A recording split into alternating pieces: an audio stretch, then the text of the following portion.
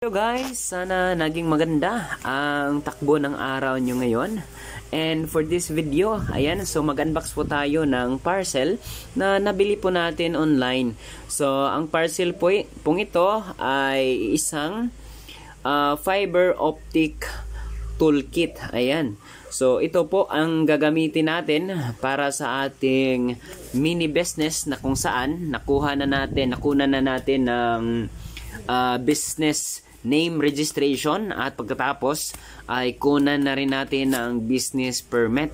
Ayan, so ito po ang mga gamit na nakapaloob dito sa maliit na bag. Ayan, so ito po ay mga kagamitan na maaari nating gamitin sa paglatag ng mga fiber cable natin sa ating mga possible na client. Pero sa ngayon, wala pa tayong client. Kaya medyo may panahon pa tayo para pag-ipunan ang mga bagay na kinakailangan at ating maliit na investment. Ayan, so sana makapag-ipon tayo kahit kaunting barya naman lang dito. So ito po ay parang flashlight. Ayan, sa nakikita nyo, ito po ay maaari natin gamitin para po ma-check natin ang connection, kung mayroon bang connectivity from the other side to the other side. So ito po ang wire stripper at saka yung mga cutting tools.